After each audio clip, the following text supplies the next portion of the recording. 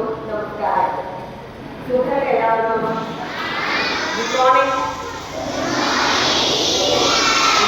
എല്ലാവർക്കും സന്തോഷമല്ലേ?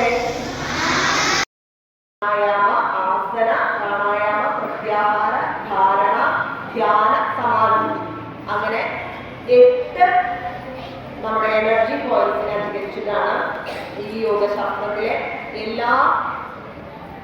എല്ലാ പ്രക്രിയകളും ക്രമീകരിച്ചിരിക്കുന്നത്. അപ്പൊ എല്ലാ ദിവസവും രാവിലെ ഇങ്ങനെ നമ്മുടെ മനസ്സിനെ ഏകാഗ്രമാക്കി ഉത്തേജിപ്പിക്കുന്നതിലൂടെ നമ്മുടെ ഒരു ദിവസത്തെ പ്രവർത്തനങ്ങൾ മുഴുവൻ നല്ല ഉഷാറുള്ളതാണെന്നാണ് പറയുന്നത്.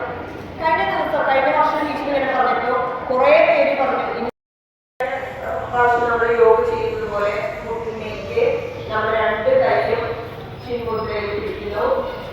അതായത് കണ്ണകളിലും നമ്മുടെ ചൂടുകളിലും ഒരിച്ചിലൊരു തൊട്ടിരുന്നാണ് കൈ നിവർത്തി വെക്കുന്നു. നമ്മുടെ മുട്ടിലേക്ക് എല്ലാവരും കണ്ണടച്ചു.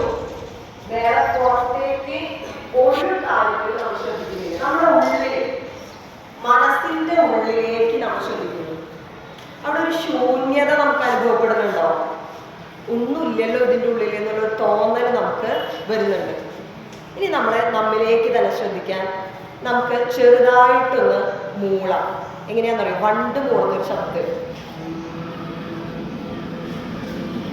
ചെറിയൊരു ശബ്ദം ഉണ്ടാക്കിയില്ല.